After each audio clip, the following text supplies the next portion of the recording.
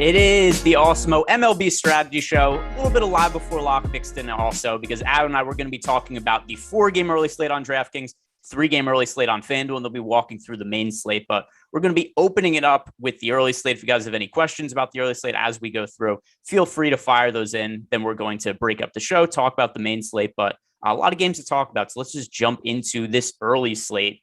First game, and this is going to be one that's on DK and FanDuel. The only one that's on DK, but not on FanDuel, is the A's versus the Padres. So this is going to be a pretty different outlook of a slate across the two sites, just because the top stack odds, top pitcher odds, pretty wildly different. One's a 4-game slate and one's a 3-game slate. But first game here, Luis Castillo on the mound for the Cincinnati Reds and Charlie Barnes on the mound for the Twins. So first thing I'm going to ask you is, what do you know about Charlie Barnes and what should we know about him going into the slate? Yeah, so 4K on DraftKings. Fangraphs has him not listed as a prospect. So he's almost 26. He's made one start in the majors this year, went 4 2/3. That was his major league debut. 63 2/3 innings in 13 starts at AAA this year. He struck out 19.5% of hitters, 8.3% walk percentage. He had a 4.69 xFIP. The kind of stuff that typically it seems like doesn't translate to the majors. Steamer has him striking out a little over 6 hitters per 9 innings, so not expected to be a great strikeout guy. They have him with a 5.3 FIP. I'm treating it like this guy isn't very good.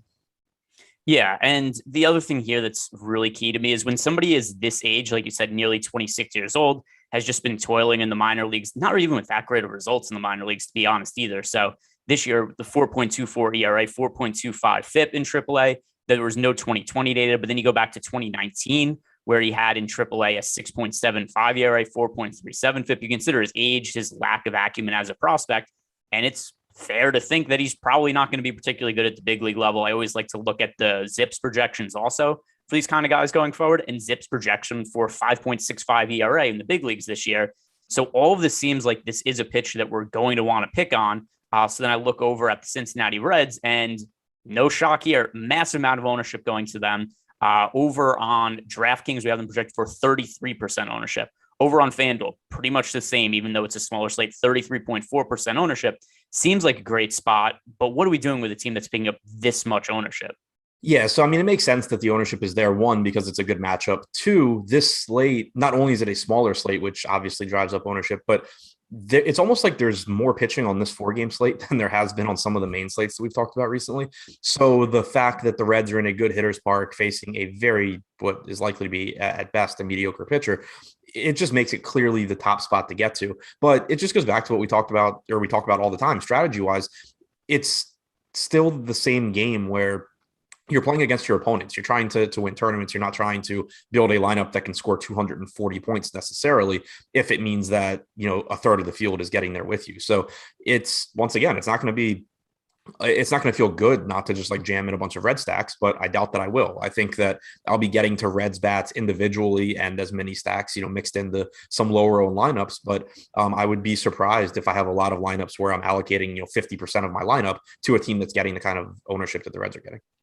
Yeah. And I mean, it's so much going to one team, but it's also, a pretty small slate. So at one point it's kind of unavoidable, but is there anything looking at later in the lineup that can maybe reduce the ownership share at all?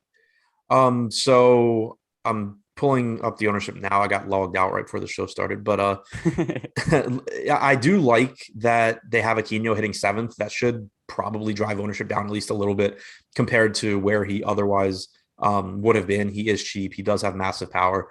Right now, we have him projected for 33.7% ownership. So I can only imagine how high that would be if you were higher in the order. The only guy in the lineup that's getting less than 30% ownership on DraftKings right now is Shogo Akiyama, which, I mean, he's 2,400. It's a 4-game slate, whatever, but he's definitely not one of the guys in this lineup that I'd actually be excited about. Yeah, it's going to be a team where I think because of the spot and the size of the slate, it's a little bit unavoidable, but ultimately I still think it's going to be a spot that I'm going to be underweight to the field just because, anytime there's any MLB slate where a team is picking up a third of the ownership of the field, it's probably a little bit too much. Then on the other side of the game, Luis Castillo is going to be on the mound for the Cincinnati Reds. And we've talked about the Twins a little bit recently as being a team that while they did kind of take apart their team a little bit at the trade deadline, they held on to some core pieces, but much weaker lineup than it was earlier in the season. It still has a little bit of power upside. Luis Castillo has been up and down throughout the year. Definitely seems to be a high variance pitcher, although he's pitched better over the last month than he did earlier in the season. What do you make of Luis Castillo and his matchup against the Twins? Yeah, it's been a weird season for Castillo because the strikeout numbers have been down a bit from what we typically see from him. But at the same time, he's done a better job of limiting power than he has in the past. Walk rate is still a bit of an issue at 10%. The ballpark is still good for hitting, but I still think he's one of the top pitching options here. We have him with the second highest top 2 pitcher percentage on the slate on DraftKings. He's getting 43% ownership, which I think is fine. It makes sense. The salary is relatively expensive, but I don't think it's that big of a deal here either. So I'd anticipate being around the field on Castillo. He doesn't really look over-owned, doesn't look under-owned. I think it is a pretty good spot overall. Be getting to Castillo against a bit of a watered-down Minnesota lineup. All right. Next, one of your guys in the next game, it is the Tampa Bay Rays against the Seattle Mariners. Logan Gilbert is going to be on the mound for Seattle. He is a young pitcher that has showed a lot of promise, although his last couple of starts have left a little bit to be desired, especially for my particular DFS lineups. And I think it's been the same for you as well. But 4.04 ERA, 3.82 expected ERA for Logan Gilbert. Really good strikeout stuff at 28.4%. This is a really tough matchup, and it's something we haven't had to worry a ton about for Logan Gilbert recently. Given the size of the slate, I think he's kind of unavoidable, but still, I mean, over on FanDuel, he's pretty expensive at 8,800. Then over on DraftKings, he's 7,500, reasonable price tag. This is the first time we've seen Logan Gilbert really pick up this kind of ownership. Whereas some of the other spots we've targeted him, we've looked at him as, hey, maybe being a lower owned guy, but some strikeout upside today, tough matchup, and then also 45% projected ownership. So Logan Gilbert, a guy that I know you've been on and I've been on lately. What are you doing with him in this spot? I'm going back to him. The thing with Gilbert that I think is different than the way we treat a lot of young pitchers is I'm at this point, I'm not really viewing him as like a volatile question mark where, yeah, he has upside, but he also might not be very good, blah, blah, blah. He's made, I think, 13 major league starts now. He's been 13 major league starts. He's been good. He's struck out 28.4% of hitters. He's allowed 1 home run per 9, which is fine. Only a 5.5% walk percentage, 3.84 xFIP. The guy's just been good. And you couple that with his pedigree of being one of the top pitching prospects in baseball. And I already feel pretty comfortable saying that this is a pitcher that is just better than a $7,500 price tag. And yeah, it's a dangerous matchup against Tampa Bay, but it is a good pitcher's park. And he's just, I think, underpriced for what he has clearly shown he's able to do in the major leagues. We have him actually with the highest top 2 pitcher percentage on DraftKings for the early slate, which, you can, I think reasonable minds can differ there. Like Castillo's close. There's a couple of other guys that are in the ballpark too. You certainly don't have to agree that he's the top guy, but he's also the cheapest out of anyone that has any chance of being the top guy, basically. So I just think he's still really, really underpriced here. Maybe I'd feel differently if he were the same salary as Castillo, but until that salary rises, I don't really care that much about the matchup being relatively dangerous because I just think Gilbert is much, much better than the salary. Yeah, and the other thing too about it, and this is going to be a different stance, DK versus FanDuel, there's nobody in his price range on DraftKings. So he just becomes kind of unavoidable as a play. He's the only guy in the 7,000 range. We have Frankie Montas and Joe Musgrove, both in the 8K range. Then if you're going dumpster diving, there's Josh Fleming, who's pitching on the other side of the game at 6,700, a couple of punt guys in Charlie Barnes and Steven Brault, but there's nobody close to him in salary. So there's just going to be a lot of lineups you're building using an optimizer where you're just going to land on Logan Gilbert. Because if you have less than $8,000 in salary left, it's either Logan Gilbert or you're dropping all the way down to Josh Fleming on the other side of the game. And I don't think Fleming makes for a particularly great play. Yeah, exactly. There's just not really alternatives in that price range, and that's kind of what I was getting to also. Like you can disagree that Gilbert has the highest top 2 pitcher percentage. You can say, oh, I think it's Joe Musgrove, or, oh, I think it's Frankie Montas or Freddie Peralta, whatever. Like, I'm not going to argue too strongly with you, but you're paying $2,500 more for Peralta. There's going to be some lineups where you can't even get to Montas over Gilbert. Even Musgrove is $1,300 more. So it's just, he's not in that same price range with those guys, even though he should be. Yeah, and the other thing, I mean, there's pretty big concerns about how deep is Josh Fleming going to work into the game, and I'm not willing to pay, even though it's not a substantial price tag. I don't want to pay $6,700 for Logan Gilbert. But on the other side of the game, for Josh Fleming, on the other side of the game, I'm not really looking to stack Seattle heavily, just because of the reason that Josh Fleming should be fairly effective when he's on the mound, and then it's going to be a bullpen game for the Rays, and the Rays have a pretty good bullpen. So to me, the Mariners are a pretty low priority stack relative to this early slate. Yeah, I'm with you. One thing I would point out with Fleming is he actually threw 99 pitches last start. That's the most he's thrown since June 19th, actually, against Seattle. He threw 110 pitches in 6 1/3 innings. So I think there actually maybe is a little bit more appeal to Josh Fleming today than there normally is. Still not putting him in the same category as Logan Gilbert, but at least mentioning him, because I think there's been a lot of slates where it's 6,700. You wouldn't even really consider Fleming because he wasn't going to go deep enough. I think he is stretched out enough now to where there is some appeal there, but still not in the same ballpark as Gilbert. And I'm with you. Like, Seattle just doesn't really look that good. They have the lowest or second lowest top stack percentage. They are projected to go a little bit under owned if you're playing 150 lineups, and you're probably just going to have some stacks of every team. They're going a little bit under owned, so that'll push them up a little bit. But Fleming getting about 12% ownership, probably not going to move the needle too much on the Mariners bats. And like you were saying, it's a good pitching staff overall. It's a tough park to hit in. For the season, Fleming has only struck out 12% of right-handed hitters, but he has held them to a 104 ISO, 147 expected ISO. Against lefties, he has a 24% strikeout percentage. So you'll probably get a predominantly right-handed lineup for the Mariners, which cuts down on Fleming's strikeout projection a bit, but there's not really any glaring numbers there that make me think it's a great spot for Seattle. Yeah, it's actually, here's something that's kind of interesting, though, and now I'm just going to kind of go back on what I said before. If Josh Fleming is actually going to throw 5 or 6 innings, I kind of think this is a better spot for Seattle than if we're only going to get 2 or 3 innings out of him. So Seattle, a team which, so I mean, like, obviously over the course of 150 lineups, you're playing on FanDuel, there's only 3 games to stack.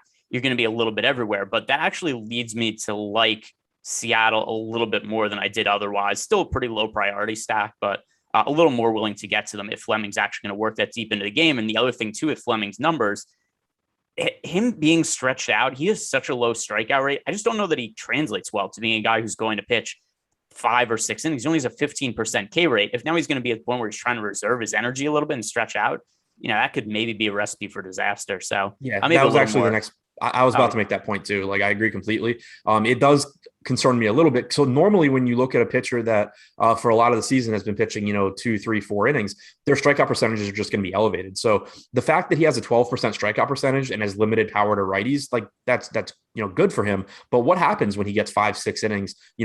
Is he still able to limit that power, or does he start to lose command a little bit and start to give up more? So it does make Seattle look a little bit better than it would be if we were getting that 3 innings out of Fleming. I think guys like Ty France and Mitch Haniger are fine. I still think they're one of the lower priority stacks today, though.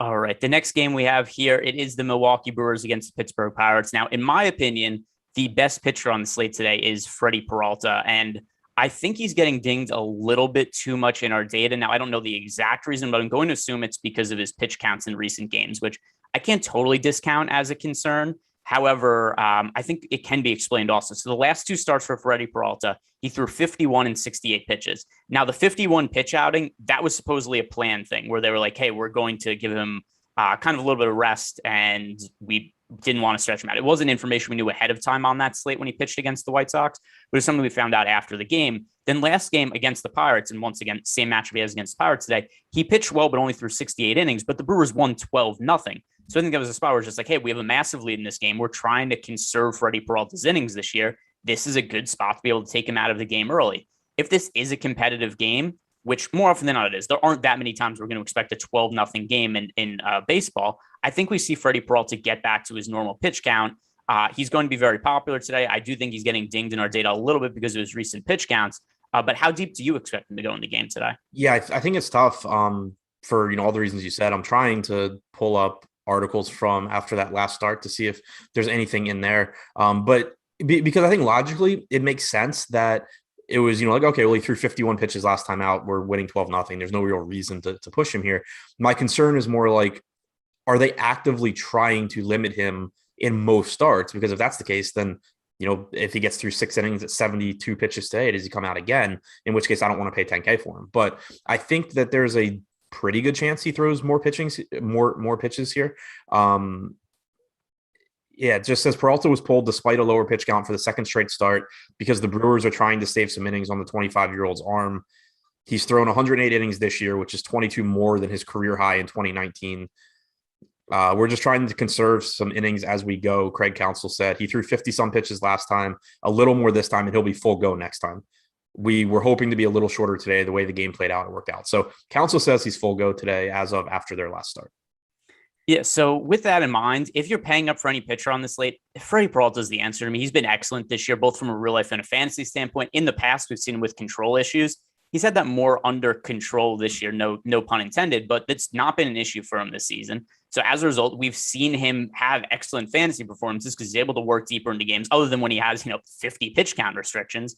But with the kind of strikeout upside he has, also the matchup against the Pirates, to me, Freddie Peralta is still the pitcher I feel the best about of anybody on the slate. Yeah, and also just kind of as a caveat to that, to go back to we have Logan Gilbert as the highest top 2 pitcher thing, knowing that Peralta is expected to be a full go here, I'm assuming our stuff will update between now and lock to account for that.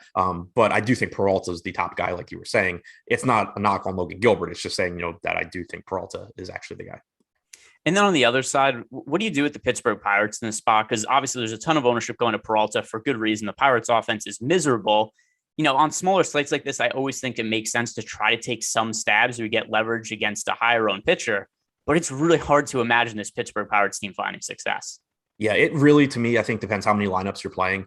Where I'm playing 150, I assume I'll get to the Pirates because Peralta will get ownership, and they are projected to go under-owned relative to their chances of success. But even in 3 max, I think it'll be really tough to justify using a Pirate stack there. I think that there's some other teams you can look to that are just so much better than the Pirates. So really comes down to how many lineups you're playing. I think even in 20 max, I think you're probably getting, at least a Pirates lineup in there. Yeah, it's still, 5.9% chance of being the top stack on the slate for DraftKings purposes. And that's pretty low for a slate that only has 4 games. And over on FanDuel, 8.1% chance. That's where there's only 3 games in play. So once again, not a very high chance of success, but they do offer a little bit of leverage according to our data. On the other side of the game, it is going to be Steven Brault on the mound for the Pittsburgh Pirates and going up against the Milwaukee Brewers offense, where they're going to be picking up a lot of ownership, but once again, it looks like it's pretty warranted. If you look at our leverage scores, at least on DraftKings, they look about properly owned, certainly not as over-owned as the Reds are, although on FanDuel, they actually have the second greatest negative leverage score on the slate. Only the Tampa Bay Rays more negatively leveraged. So Milwaukee Brewers against Steven Brault, I think this is a good spot to be somewhere around even with the field. Yeah, I'm with you because this is Steven Brault's first major league start of the season. He'd been on the 60-day injured list. He went 4 innings in his most recent rehab start, which was July 29th. 4 innings, 1 earned run, 1 strikeout, 1 walk, nothing exciting there. He had gone 4 innings in his previous one, 3 in the one before that. So I'm guessing you get something like 4 to 5 innings from Brault. In his career, Brault's been okay, definitely nothing special. Going back to 2019, he has struck out 18.5% of righties, 27% of lefties, 183 expected ISO to lefties, 162 to righties. So just in general, an okay pitcher that doesn't really project to get blown up all that often, but it certainly isn't lights out either. Getting a guy like that, making his first major league start of the season where we have no idea what his health really is like, what his stuff's like, I think it sets up as a good spot for Milwaukee. And then you add on top of that the issues that Pittsburgh has had with their bullpen, and you just get a really high upside spot throughout the rest of the game as well. They've been overworked recently. They had to use 4 more guys for at least 15 pitches yesterday. So there's just a lot of upside for Milwaukee start to finish in this game. Second highest top stack percentage on the slate. Like you said, going a little bit overowned, but relative to Cincinnati, not by quite as much. Even a team like the Padres is getting, relative to their top stack percentage, a little bit more ownership than they deserve compared to Milwaukee. So I do like Milwaukee here, even though in terms of raw numbers, they're getting a little more ownership than they deserve. All right, the next game here, and this game is only going to be on DraftKings, no FanDuel considerations here, the Oakland-San Diego Padres game. So this game has a much later start time than the other games. It's a few hours after the slate starts. So as a result, FanDuel has excluded it. DK is still including it. It is going to be Frankie Montas on the mound for Oakland, Joe Musgrove on the mound for San Diego. I'm kind of happy the FanDuel didn't include this just because I hate having to deal with Joe Musgrove at this point, because Musgrove has been, generally poor and struggled with his off-speed pitches over the last month and a half at this point. But last start, and if we want to be conspiracy theorists, I know it's something you'd pointed out on Twitter, he did appear to have a little bit of miscoloration on his cap and was reaching to grab it a lot. So who knows if there was some kind of substance there or whatever. But all of a sudden, we saw Joe Musgrove use his breaking pitches a lot more last time out. He also had a lot higher of a spin rate on them. It was an easy matchup also, and the matchup against Oakland presents a lot more issues. But what are you making of Joe Musgrove for today and going forward at this point? I have absolutely no idea. Yeah. So he was weird because he was one of the guys, he definitely saw his results decrease drastically after they cracked down on the foreign substances, but it didn't have a negative effect really on his spin rate. His spin rate, pretty much anything you look at, whether it's, pitch specific or just overall, his spin rate pretty much had stayed the same. It was more so he was just walking more guys and not getting as many strikeouts. So it pointed to it being command/control issues, working behind the counts more, not getting as many swings and misses, stuff like that. Last start, not only was he really good, like he had a higher spin rate on pretty much everything than he's had all season long. So I don't know what he did different. Maybe he just happened to have his best stuff of the season. I don't know. But it wasn't just, I'm sure facing the Rockies helped because the Rockies are terrible, but it wasn't just a matter of, the Rockies are really bad. Like his stuff was better. He was pitching differently. I don't know what to make of that. Really, it just, to me, is going to come back to ownership, as it normally does in tournaments, but especially in a spot like this where, I think Joe Musgrove has the capability to be very good. I also think he has the potential to be bad, and he has a difficult matchup against Oakland. When you look at Musgrove's ownership, right now we have him at 34.5%. I think that's okay on this slate. I do think he's getting more ownership than he deserves relative to the opposing pitcher, Frankie Montas, who we'll talk about in a minute. But then more importantly, when you look at Oakland, they're projected to be the most under-owned team on the slate. They have about a 10% chance of being the top stack, only about 4% ownership. And then you also have 34% ownership going to Musgrove. So even though I think it's very possible that Musgrove just figured something out and is going to be really good going forward, I still think there's enough uncertainty there and enough of a chance that was just a blip on the radar. And, in a month we'll be saying, man, Joe Musgrove's been really bad, except for that one start against the Rockies. And then you have so much upside in this Oakland lineup. I love getting to them at low ownership.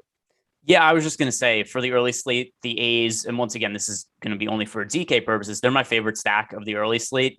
Is Joe Musgrove good or not? Like you said, I have no clue. Maybe. I mean, sure, he was great that last game out against the Rockies. He pitched 7 innings. He struck out 11 hitters, only had 1 walk.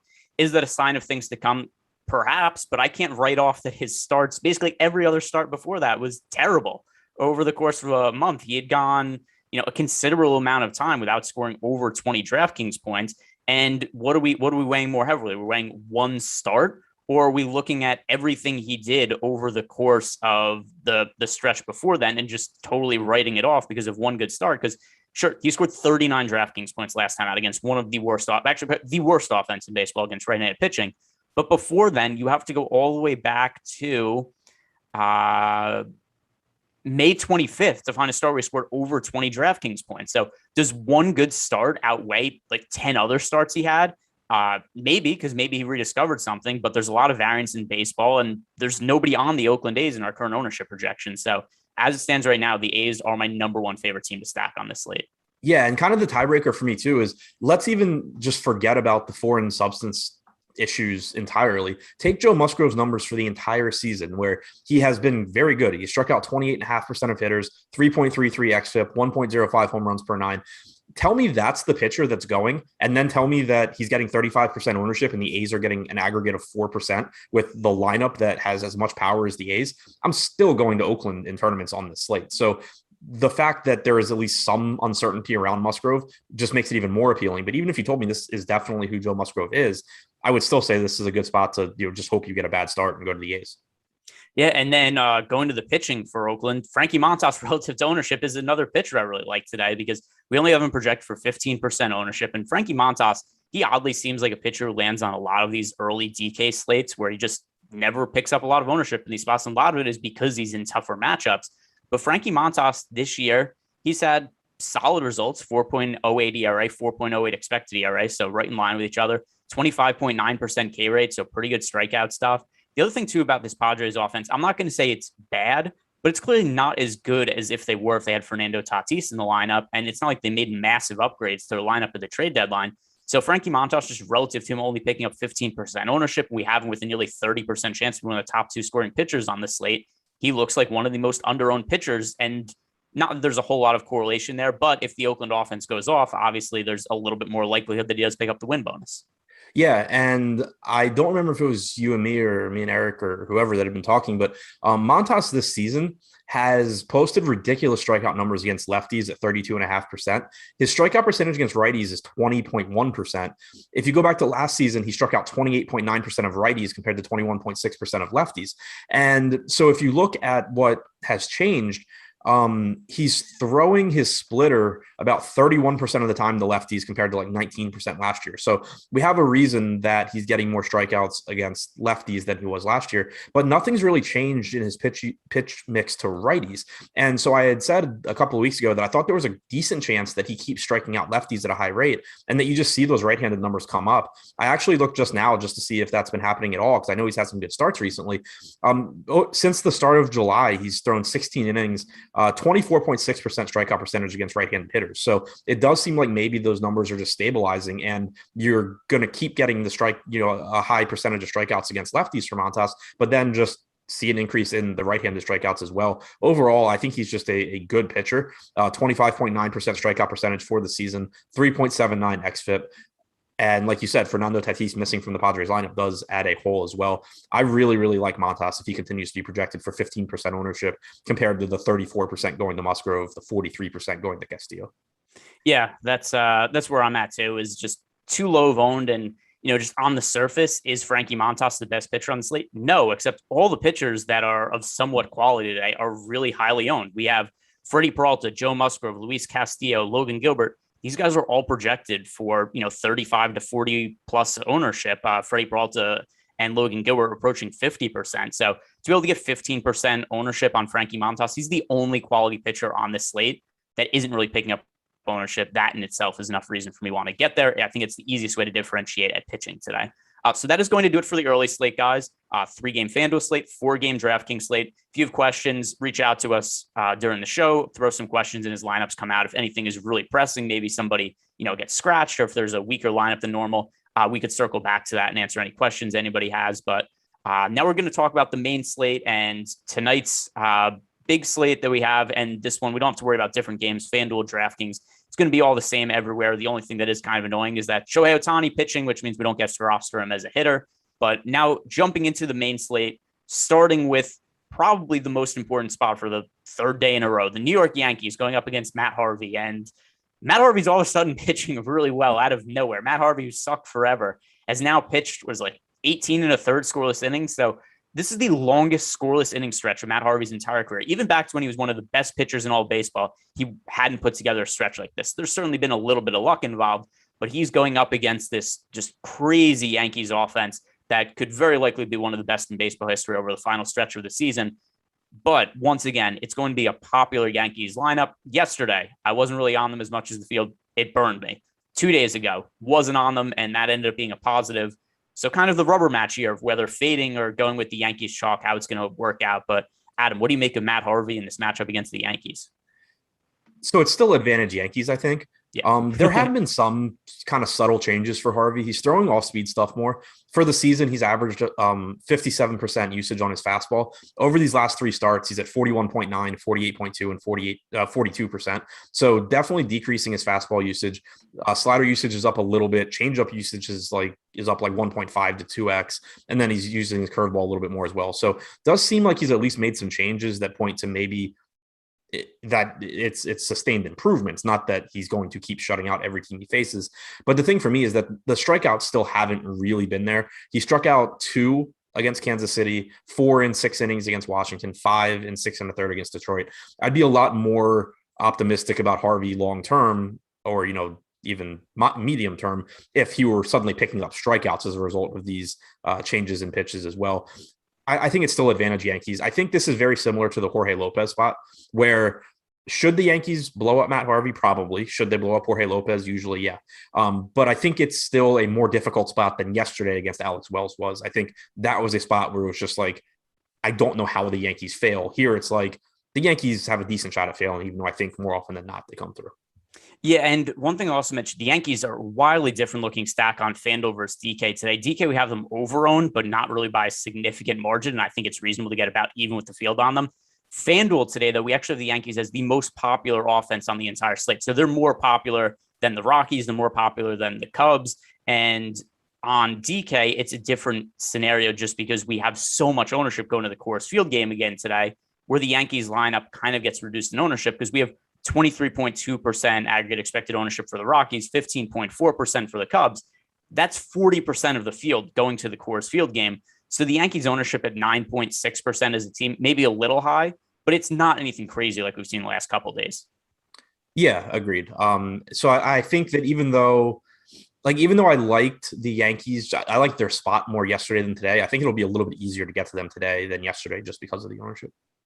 And then on the other side, we're going to have Jameson Taillon pitching for the Yankees. Taillon's coming off a really good start against the Miami Marlins. His numbers for the year, pretty middle of the road, 4.11 ERA, 4.05 expected ERA.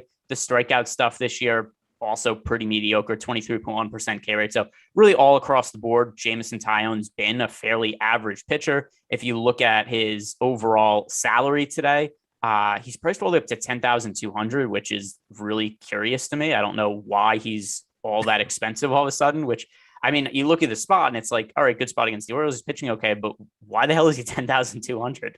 I have absolutely no idea. This is one of those spots where it's like, is he going to have a good start? Probably. But for him to be like the top scoring pitcher, it probably just means that this slate goes absolutely nuts. And Scherzer sucks, Ohtani sucks, Giolito sucks, Gausman sucks. Like he probably if you played the slate 1,000 times, in the times that Taillon is a good play at 10,200, it probably speaks more to how poorly a lot of other pitchers did than how well Taillon did. Like, I don't think he's giving you those monster games on his own all that often. He's low owned, but with the slate being as big as it is, I just have a difficult time getting there. You're just paying more for him than some pitchers that are clearly much, much better than him. Yeah, and that's the thing too, is we have so many aces going today. I mean, we've got Lucas Giolito on the mound, who isn't even one of my favorite pitchers here, but we've got then Shohei Ohtani, Max Scherzer, Eduardo Rodriguez.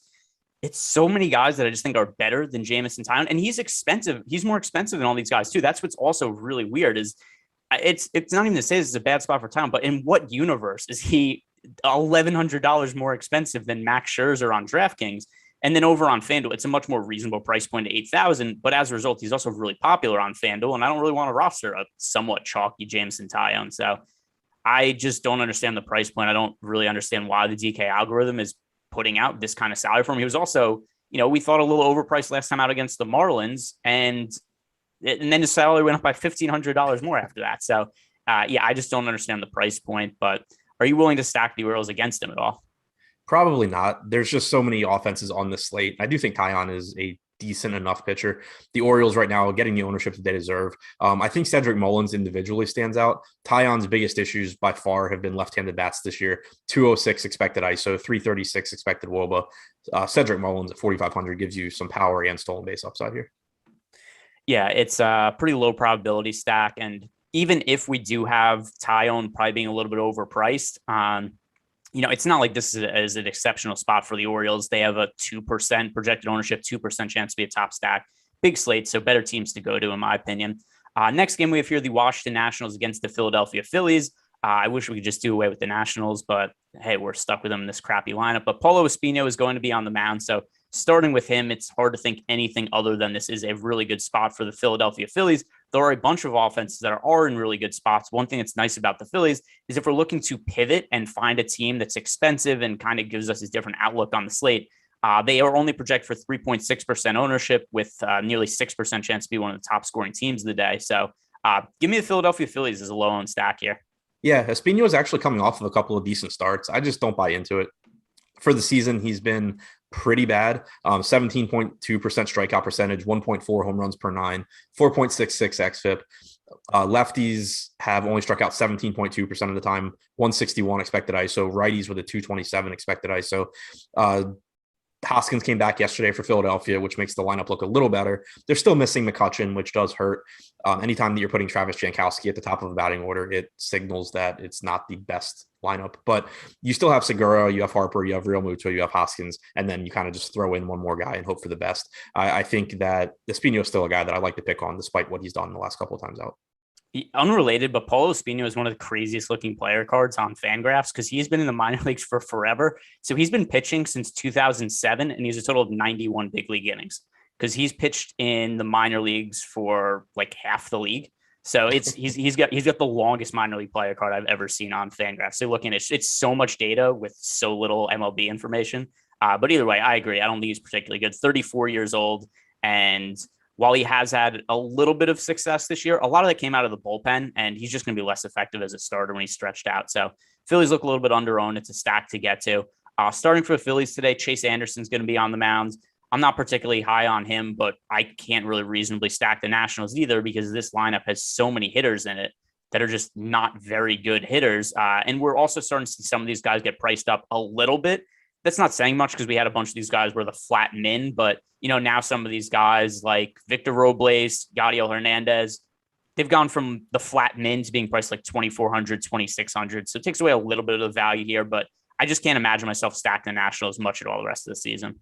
Yeah, I mean, I do think it's a pretty decent spot against Chase Anderson. He's always had issues with power. So I think Soto looks good. I think Bell looks good. If you want to mix in some cheap Hernandez or Robles or whoever, depending on how the lineup looks, it's fine. But kind of the same sentiment that we've had recently and that you have right now.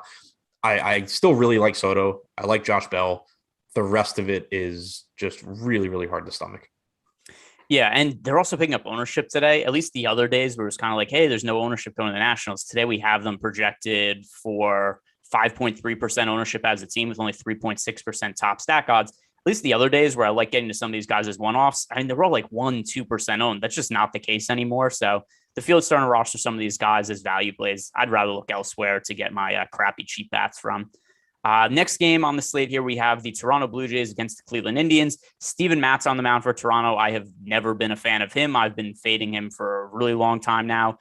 Going up against Cleveland, though, it's a spot where I find it difficult to stack Cleveland offense just because it's not particularly good at this point in time either. So another team picking up about appropriate ownership, but I don't want to roster Steven Matz either. Yeah, I think if the slate were smaller, I'd have interest in Matz, but there's just so many pitchers that I really like. Matz is, in my opinion, just kind of a guy. He has struck out 23% of hitters this year, 3.84 xFIP, 1.3 home runs per nine. Gets a good matchup here against the Indians.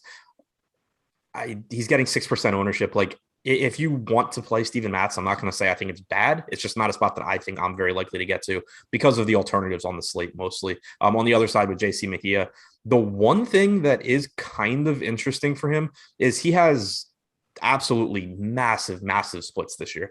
And keep in mind that the Blue Jays are almost entirely right-handed. They'll probably have Corey Dickerson and Reese McGuire in the lineup. JC Mejia struck out 30.4% of the right-handed hitters that he has faced this year. He's held righties to a 0.079 expected ISO, a 289 expected WOBA. On the other hand, he has only struck out 15.7% of lefties. He's allowed a 227 expected ISO and a 389 expected WOBA. I still think the advantage here is the Blue Jays because I just think that typically when you see splits like that, they at least even out to some extent. And, the numbers against righties get worse as time goes on. And these are very, very good righties. These aren't your average right-handed hitters.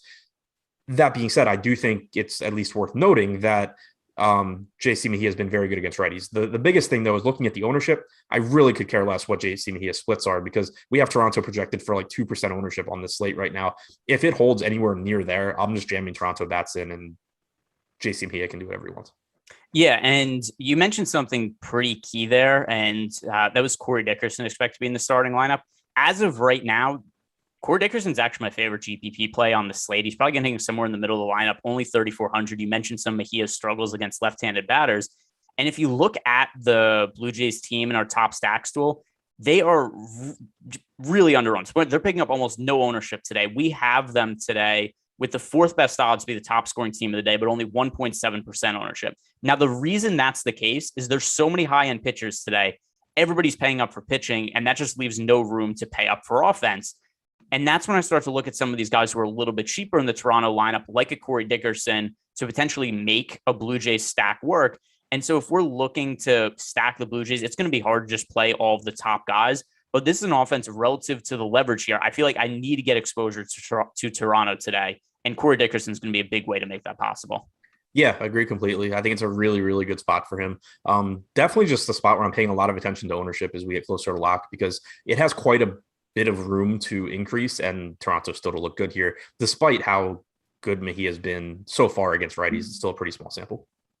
Yeah, and then Toronto Blue Jays, like once again, as a team, we have them with a 7.2% top stack, odds being top stack, only 1.7% ownership share. The price is a little bit prohibitive, but play some of those guys like Corey Dickerson, which I'm going to be doing a lot today, and that will make it doable. Next game we have here, the Miami Marlins against the New York Mets. The Mets are all kinds of struggling right now ever since Lindor got hurt. Jacob deGrom got hurt. Now, I mean, some of the stuff that deGrom's put out, it seems maybe uncertain if he's even going to return this year. They say September at the earliest.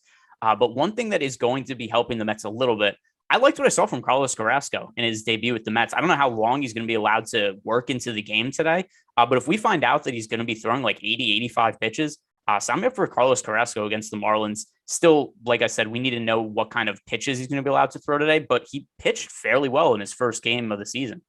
Yeah, the results were pretty good there. The biggest concern that I have is just the 58 pitches and the fact that he's $8,500 on a slate where we have so much pitching to pay for. It's just kind of difficult for me to roll the dice on, let's call it even 80 pitches of Carlos Carrasco, when I can pay $500 more and get Erod against the Tigers. I can save money and go to Zach Thompson, and those are just the two names around him in the top two pitchers tool. He's also projected for 10% ownership right now. So the way it looks right now, I would probably not get a whole lot of Carrasco, mainly because of potential pitch count concerns, but it is a good park. It is a good matchup. He did look pretty good in that start against Cincinnati. Yeah, and then you mentioned Zach Thompson on the other side, and the one thing that I'm not a Zach Thompson fan. We've said a few times when we've talked about him this year, especially over last month, that I think he's going to regress going forward.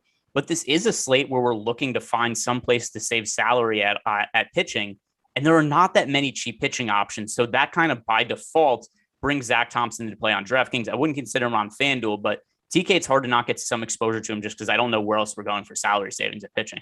Yeah, to me, his salary just doesn't even make that much sense. This is someone that, recently has been $8,600. It's kind of like they just added more money on the Jameson Taillon and took it away from Zach Thompson.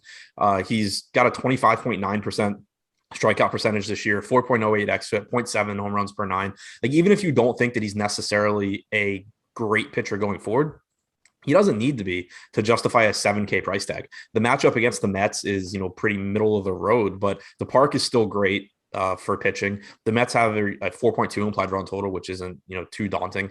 So I do like Thompson quite a bit at 7K here, just because, like you said, there's a lot of top end pitching on the slate, but not a whole lot in the way of salary relief. Right now, we have him with the 7th highest top two pitcher percentage on the slate, only getting about 10% ownership. I like that salary for Thompson, given what we've seen from him this year. Yeah. And once again, it's just a thing where you look at other pitchers in this price range, and you could certainly take a chance, and we'll talk on it later. Like, I have a little bit of interest in John Gray going up against the Cubs, but other pitchers in the 7,000 range, Zach Gallen makes a little bit of sense. It's really slim pickings here. So by default, Zach Thompson is going to make it into my player pool. There are some expensive offenses I like we mentioned the Blue Jays in the last game, and we need to find some cheap pitching to make it happen. Zach Thompson's one of the guys who makes it viable. Next game we have here on the slate, Boston Red Sox against the Detroit Tigers.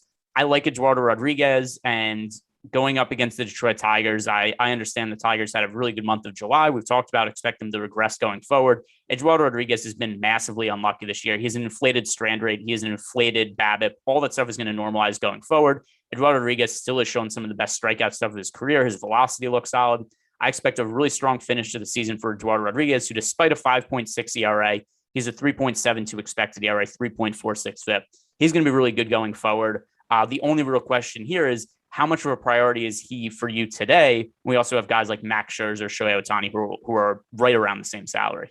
Yeah, that's what makes it really difficult. But right now, he also is projected for quite a bit less ownership. I think Ohtani's ownership projection comes down. It normally does. It starts out crazy high in the morning, and then by the deeper dive, it's more in line with normal numbers. But like Ohtani's going to get plenty of ownership against Texas. Max Scherzer on DraftKings only $100 more expensive. Granted, it's a difficult matchup, but it's pretty safe, I think, to say he's going to get more ownership than Rodriguez. So as long as that holds and you're getting more ownership going to Ohtani and Scherzer, I think Rodriguez is a very strong play here. Like you said, he's been pretty unlucky this year. His peripherals just drastically outperform his actual numbers. He's going to face a predominantly right-handed Tigers lineup, which isn't really a concern for him. He struck out 27.7% of right-handed hitters this year, 287 expected WOBA, 126 expected ISO.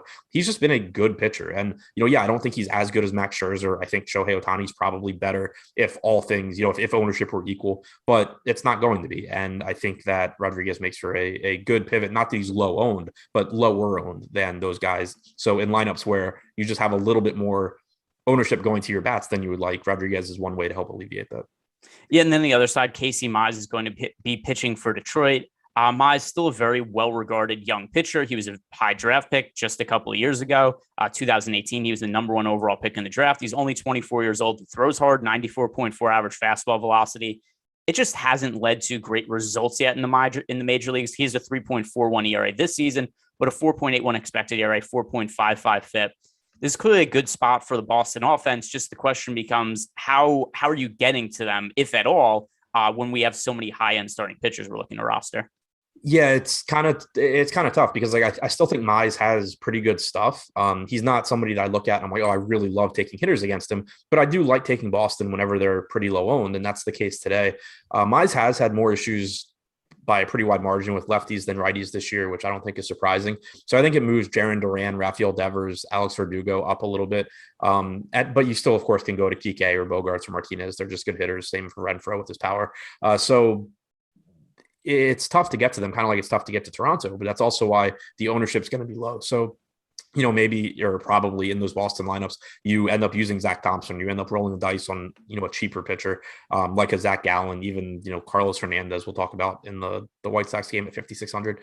So I think that it's just one of those where, you're going to have to make some sacrifices at pitching, but pretty often in large field tournaments, you really win because of what your offenses do more so than, the 5-point difference between a good pitcher and an okay pitcher. Yeah, and the next game here, now talking about some of those high-end pitchers who are priced around Eduardo Rodriguez, we have Shohei Ohtani on the mound for the Angels. It's a really good matchup, first of all, for the Angels offense against Kobe Allard. But I can never really get to the Angels offense when Ohtani's pitching just because we don't get his offensive stats. So that just kind of takes the entire offense out of play for me because let's say Ohtani has a big game, we don't get his offensive stats.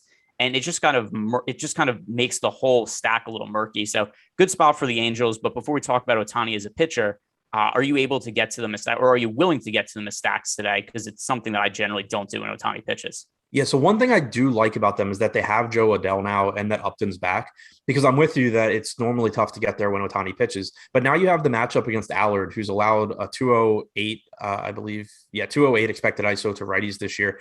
Even though Joe Adell has plenty of issues, and so does Justin Upton, really, they still have power. And so for a lot of times this season, when like Rendon and Walsh have been out especially, it's just been like there's no power here outside of Ohtani.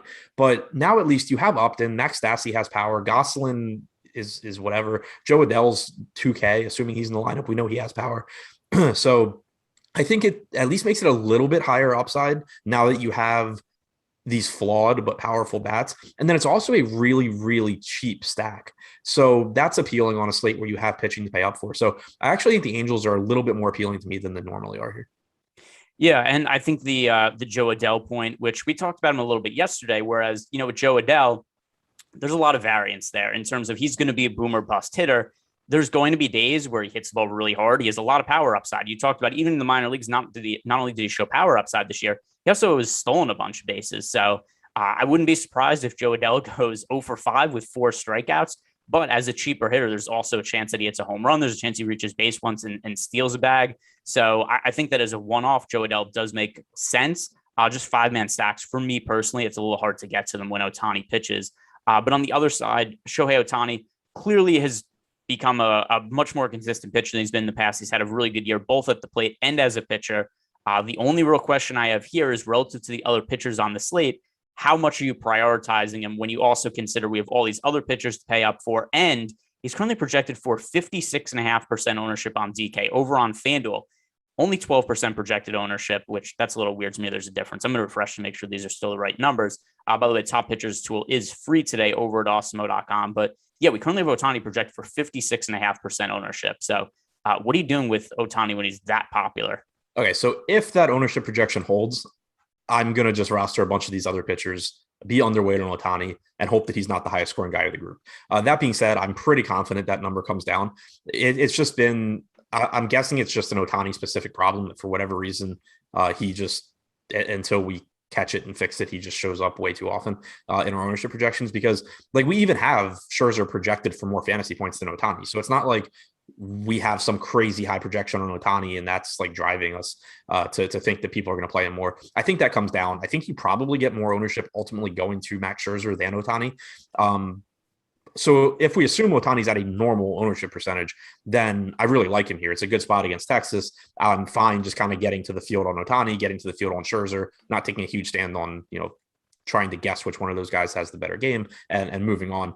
But if it does hold how it is right now, and Ohtani, for whatever reason, is just expected to be far and away the most popular pitcher on the slate, then play more Scherzer, play more Giolito, play more Gausman, play more Rodriguez. If Ohtani happens to just, beat all of those guys, so be it. Yeah, and this has happened recently in the morning with a couple of Ohtani slates. I have a feeling. I think I know what the issue is. I think it has something to do with his hitting and pitching stats being added together, but it's just a guess. I'm not totally sure. But yeah, that ownership is probably going to come down to what level. I'm not exactly sure. But remember, we had that slate last week where early in the day, he was projected for 75% ownership. And early in the day, Luis Garcia looked like a really good pivot off him. Then by the time we get to lock, Luis Garcia was projected for more ownership than Shohei Ohtani. So we'll see where this lands, 56.5. Probably going down before it goes up, but we'll have a better idea later in the day when we're doing, deeper dive, MLB live before lock. I think you're on the deeper dive today. I'm on MLB live before lock. But like the video, guys, subscribe to the YouTube channel. We'll have more updates later on the day. And then also, like I said, the MLB, the top pitchers tool is free over at Awesemo.com. So refresh that later on the day and get a better feel for where the ownership is. Next game here, Carlos Hernandez on the mound for KC, Lucas Giolito for the White Sox. So first, tell me about Hernandez, because he's somebody who you kind of hinted at earlier that you might be looking at as a potential salary saving option. Yeah, so this is not like I think Carlos Hernandez is a great pitcher. I think he should be popular, anything like that. It's just when you look at the cheap pitching options, there's not many that you can even make a really solid case for. Like Colby Allard at $5K, you can make some sort of argument that he's just better than $5,000, even though he's very flawed. Matt Harvey at $5,300, you can make the case that the Yankees are getting some ownership, and maybe you can go there. Carlos Hernandez, you can make the case that he's got some pretty good stuff. I watched a decent amount of his start last time out because I stacked against him. The guy was still throwing like 99 miles an hour in the 5th or the 6th inning of that start. He's not a particularly highly regarded prospect. I believe off the top of my head, he's 19th in Kansas City's system, according to FanGraphs, and he's not in the top 100 in MLB. But that kind of just speaks to how pitchers are today. I mean, the guy's got a really good fastball. He's made 3 starts now, 15 total major league appearances. He struck out 27.5% of hitters, walked 14.4%. Again, you expect that strikeout percentage to come down as he makes more starts. He struck out 23% of hitters at AAA. I'm not making any sort of case of like, I think Carlos Hernandez is a good pitcher long-term or anything like that. But in most cases, pitchers below 6K are just guys where it's like, yeah, this guy throws 92 miles an hour and doesn't really have anything good that can potentially get guys out unless he just gets lucky. Carlos Hernandez does throw 100 miles an hour, so he has that going for him at least. Yeah, throws hard. And once again, he's cheap. Honestly, we don't have very many cheap pitching options. It's clearly not the best matchup in the world against the White Sox. So Chicago, they do look about appropriately owned. They have a 5.6% ownership share, 5.9% chance to be a top stack. Even though it's somebody who's in a different price range, there's a pitcher I like more that we're going to talk about in a little bit that I prefer to Carlos Hernandez. I would be more apt to get to him if the White Sox were really popular, but since they're about appropriately owned, I personally don't really have a lot of interest in Carlos Hernandez now, even though I understand your point of view, but the White Sox are also a team that I think is just worth to be about, even with the field on. Yeah, and to be clear, like I don't think I'll get tons of Hernandez. That being said, I got a lot more Jordan Lyles than I thought I would yesterday. There's been slates recently where I've had, Jorge Lopez and crap like that. So, yeah, maybe I do, but I just think, it's one of those where if you're going like all the expensive Blue Jays or all the expensive Red Sox and not wanting to use cheap one-offs, that is at least some guy that has some talent in his arm. But I'm with you. Like I think the White Sox, they're a high upside stack just because Hernandez overall isn't a great pitcher. He does walk a lot of guys, puts guys on base. But the White Sox ownership is coming in about where it should be. Yeah, and then Lucas Giolito starting against the Royals. I'm certainly not going to be stacking the Royals today, but Giolito as a pitcher, once again, I think that he's fine, but he's really expensive, and he's also had a little bit of downtick in results over the last month and a half. And it's kind of hard just from a points per dollar perspective to reasonably want to pay $10,600 for Giolito when we have Ohtani cheaper, Scherzer cheaper, guys like Eduardo Rodriguez is a lot cheaper over on FanDuel than Giolito, even at $9,200. I'm not really dying to play him when he's the second most popular pitcher on the slate, and Eduardo Rodriguez $7,600, but I'd rather pay $10,500 for somebody like Max Scherzer at half the ownership than Giolito at $9,200. I just don't really like the price point on Giolito. Yeah, same issue I'm having. I think it's a good spot. I think Giolito probably has a good game. It's just you need him to have a really good game. You need him to beat this entire range of guys of Scherzer, Ohtani, Gausman, Rodriguez, and then obviously everyone else. But you also need then like the batters not to make up for it, the batters that you're able to get by saving money and going to those guys. And on top of that, right now he's projected for 21% ownership on DraftKings. So I'd feel a little bit differently if you were getting like, 7-8% or something like that.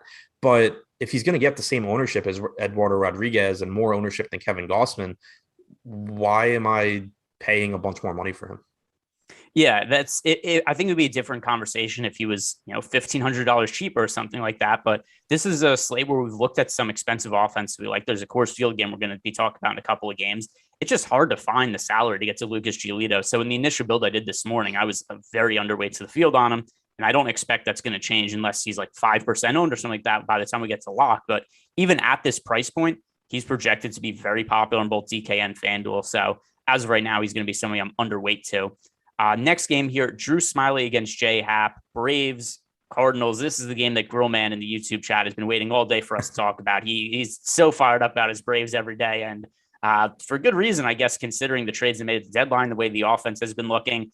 And in particular, in today's matchup against Jay Happ, who the Cardinals' big acquisitions at the trade deadline was adding John Lester and Jay Happ to the rotation. The Lester one went about as expected last night, absolutely got his ass kicked. And I think we're probably going to see the same thing from Happ today. Yeah, I love this Braves team. I love the lineup. I love the additions they made. And then they just get two back-to-back dream matchups with John Lester followed by Jay Happ. Happ has allowed a 249 expected ISO to right-handed hitters, 275 actual ISO, like just impressively bad numbers from this guy, 17% strikeout percentage. And now he gets to go up against a lineup that until you get to Jock Peterson at 7, who it's not like Peterson's, a slouch anyway. Ozzie Albies, tons of right-handed power. Soler, tons of power. Freddie Freeman, lefty, tons of power. Austin Riley, Swanson, Duvall, plenty of power from the right side. And yeah, it's just a really, really tough matchup for Happ. The Braves not getting a ton of ownership right now. I actually kind of think that, I get that it's an 11 game slate. So 4.5% chance of being a top stack is reasonable, but I actually think it should probably be a little bit higher than that. Like I think the implied run total seems low at 4.6. I think the top stack percentage seems a little low. I love the spot for Atlanta.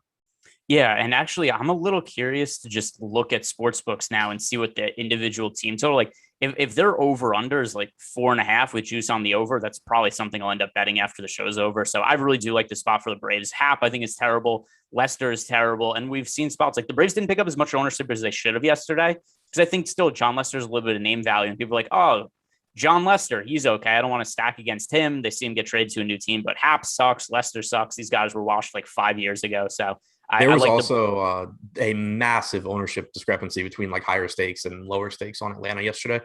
I think in like the 11, I guess the big $11 on DraftKings, Jorge Soler was like 15%.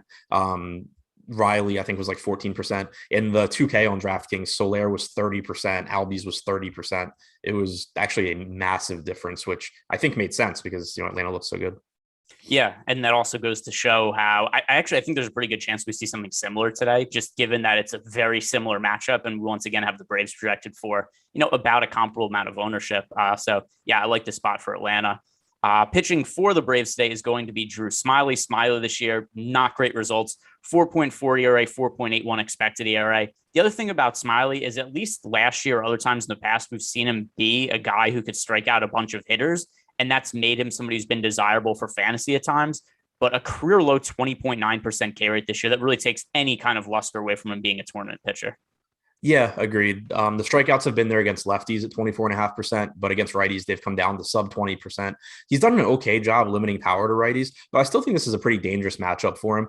I don't like the Cardinals as much as I like the Braves because I do think Smiley is better than Hap, but you do have a lot of right-handed power here, and some of them are pretty cheap. Carlson at 3,100, O'Neill at 3,500, Bader at 2,700. These guys are really inexpensive if you are looking to pay up for a couple of pitchers and still have home run upside in your lineup. Yeah, so especially that's the other thing here that you've brought up a couple of times over the last couple of weeks is that the Cardinals, even when they're facing a right-handed pitcher, they don't have lefties to go to. This is a team that's almost entirely right-handed bat, so that sets up perfectly against a guy like Drew Smiley. So the Cardinals, they're picking up about appropriate amount of ownership. Like you said, Carlson's cheap. There are hitters we could go to who are righties to make a whole lot of sense here. Now the next game, this is the Chicago Cubs against the Colorado Rockies. Coors Field game. No surprise, this game has the highest total of the slate. Probably my hottest take that I'm going to have of the show today is I like John Gray a decent amount as a starting pitcher here. This Cubs lineup is not good. They're picking up a whole bunch of ownership. We saw last night, I went to Kyle Freeland against the Cubs, and in hindsight, it's really annoying that he came out after 5 innings with a low pitch count, but he had pretty good results when he was on the mound. I think that anybody could have success against the Cubs. They're going to be popular today. John Gray's picking up very minimal ownership. He's cheap. He's one of my favorite tournament options today. Yeah, I don't really have any disagreement there. He's inexpensive. I think that in a perfect world, I probably get Zach Thompson before him, but still, like 7,200 for him. He's getting 3% ownership, 10% chance of being a top 2 pitcher on the slate.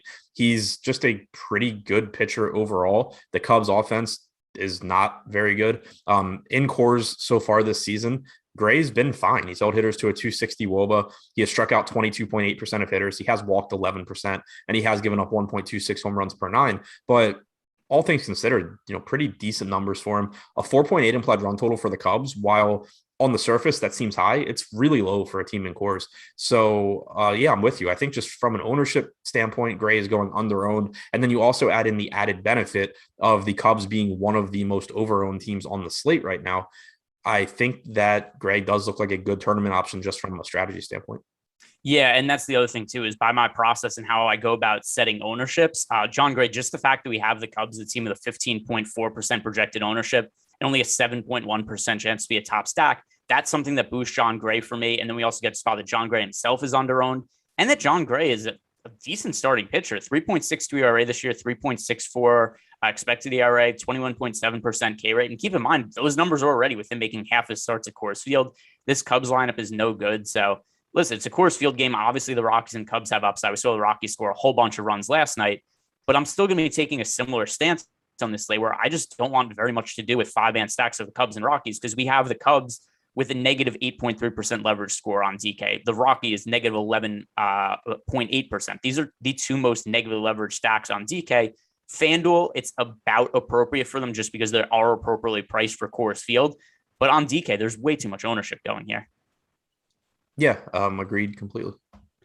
So what are you going to be doing with some of these hitters as one-offs, though? Because Alec Mills on the other side, I don't think that he's really a tantalizing starting pitcher at all. Clearly, some of these guys are in good spots, but are there anybody from the Rockies or the Cubs you might be looking to get to a lot as one-offs, or is it something you're just going to be underweight to on the whole? I expect I'll just be underweight on the whole. If you need value, you can clearly go to Rafael Ortega at 2,500, Ian Happ at 3,500. Those guys are really cheap. On the other side, Blackman at 4,100 is fine. Story is actually, good, or at least supposedly. He personally said that he thinks he'll have a big rest of the season. He admitted that the trade deadline stuff was really, really getting to him and affecting him. But overall, like, even Mills, he's someone that I've had a lot of interest in recently, and I think is just a pretty solid pitcher. He's not great, but I don't think he's bad. Like, this isn't even like Zach Davies from yesterday. I don't think. Like, I think Mills is better than Davies. So I don't have a ton of interest in the hitting here as long as the ownership stays where it's at. All right. The next game here, Kevin Gausman is going to be on the mound for San Francisco. Going forward, I have really big concerns about Gausman. He has struggled quite a bit as of late. The control's been an issue. The strikeouts are down. The spin rate is down. There's a lot of red flags here with Gausman. I'm kind of surprised that sportsbooks still have him as one of the favorites to win National League Cy Young. So after Jacob deGrom got hurt and went on the injured list and said he was going to be out for a while, at the time, Gausman had the second best odds to win the Cy Young, and now it's kind of evened out. And the top three guys, it's Corbin Burnes, Walker Buehler, Kevin Gausman. They're all fairly close. Gausman's numbers for the year are good, but the recent results leave so much to be desired. I understand that it's a good matchup against the Diamondbacks, but we have a guy here in Kevin Gausman who the last 3 times he's struggled with his pitch counts, he's thrown 3 innings, 4 1/3 innings, 4 1/3 innings. So we haven't seen him go past 5 innings now since July 11th. That's a big concern for me. So Kevin Gausman, good spot against the Diamondbacks, but what are you looking to do with him here? Yeah, I mean, I think the recent outings are concerning, but at the same time, I'm trying not to be overly concerned here. So the first poor start was against the Dodgers, whatever, it happens. Then he had the bad start against the Pirates where he went 4 1/3, gave up 6 runs, only struck out 2. That is clearly an alarming start, but I think it's also more alarming because he was coming off of a bad start the time before, even though it was against the Dodgers. Like, let's say that Dodger start just doesn't exist, right? And he's coming off of the 6-inning, 9 strikeout start against the Nats. Then he has a bad start against the Pirates. It's just like, yeah, okay, that happens. It's baseball. Then his most recent start was against the Astros, where he gave up 3 runs in 4 1/3, but he did strike out 9 guys there against the Houston team that is difficult to strike out. So I don't know. I think it's a combination of, Gausman's probably coming back to earth a little bit, but he did strike out 9 guys in 4 1/3 against the Astros. He has had in his 3 starts where he struggled, 2 of those teams were very good offenses. I'm trying not to get too alarmed by Gausman here. I do still like him against Arizona, especially if the ownership is going to be relatively low. Right now on DraftKings, we have him at like 16%. I'm still going to Gausman, although, again, I'm not going to have quite as much confidence when I look at a lineup that has Gausman to go. I'm not going to be quite as confident as I would be if this were 3 starts ago, but I am still giving the benefit of the doubt here based on who he faced and the fact that we did still see good strikeout numbers his last time out. His velo's still been there on his fastball. He has thrown his splitter a little bit less recently, but still, threw it 33% of the time last time out. I'm still going there, just not quite as confident about it. And then on the other side is going to be Zach Gallen on the mound. Now, Gallen this year, 4.61 ERA. Underlying numbers look a lot better, though. 3.83 expected ERA, 4.26 FIP. The strikeouts have been there, 27.5%. So Zach Gallen, the Giants offense, we've talked about it a lot, how this has been a team that's been, overperforming for a lot of the year. I still expect some regression for them going forward. But given Zach Gallen, the numbers he's had this year, and then also that he's another pitcher who's picking up almost no ownership. He's a potential source of salary savings. Zach Gallen, only 2% projected ownership on FanDuel. Over on DK, we have Zach Gallen projected for, where did he go? Oh, here he is. Zach Gallen, 5% projected ownership at 7,900. He is one of the cheap pitchers that has strikeout upside with no ownership that I think makes sense to get to alongside somebody like John Gray. This is the second start in a row where I have absolutely no idea why the Vegas line is what it is. The last time Gallen pitched, the Dodgers had an implied run total approaching 6. And I said on the show, it was a spot where I was going to get to a lot of Dodgers just because of all the metrics I use, but that it made no sense to me personally. Here, 5.2 implied run total for the Giants against Gallen. Again, just doesn't make a lot of sense. I think Gallen's actually a pretty good pitcher. Like, at worst, he's average to slightly above average. 4.06 xFIP for the season, 1.27 home runs per 9. Walks have been an issue at 10.8%, but a 27.5% strikeout percentage for Gallen.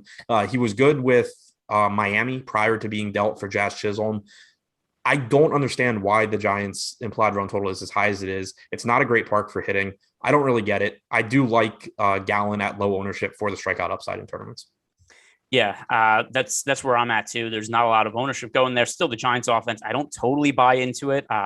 I still think they're going to be okay going forward, but I don't think this is like the best offense in baseball or anything like that. So Zach Allen, I think it's a spot to be overweight to the field on. He's also one of the only cheap pitching options that I kind of feel decent about today. Now, finally, we get to the final game on the slate. It is the Los Angeles Dodgers at home against the Houston Astros. Not the best spot in the world for Max Scherzer, obviously, against Houston. However, we do have him with the best odds of being a top scoring pitcher of anybody on the slate. He also, at least as of now, is projected for less ownership than Shohei Ohtani. So my current feel is if I'm paying up for any pitcher on the slate, it's going to be Max Scherzer. The price at 9,100 on DK is a little bit too cheap. The price point on FanDuel, 10,500, a little more appropriate. But even with that said, Max Scherzer, he is my highest priority of the expensive pitchers. Yeah, Max Scherzer should just literally never be $9,100 again on DraftKings. I don't really care who he's facing. The only real concern you could point to outside of the fact the Astros are just a good offense that's difficult to strike out. There were some concerns about Scherzer because he was a late scratch with an arm injury, but then the Nats let him go 6 innings through 88 pitches in a good start against Philadelphia right before they traded him to the Dodgers. So I don't think there should be any concerns about his arm or injuries or anything like that. I just think he's underpriced here. If Scherzer's ownership were to really get out of control, for example, if Scherzer ends up at 56%, like we currently have Ohtani, then I think you can start saying okay, I agree Scherzer is underpriced and likely to do very well, but I'll still take my chances on these other guys like Ohtani, Gausman, Rodriguez, etc. But right now, I think $9,100 Gausman or Scherzer rather getting 38% ownership. Yeah, that's kind of a high number on an 11-game slate, but this is a pitcher that's very, very clearly mispriced.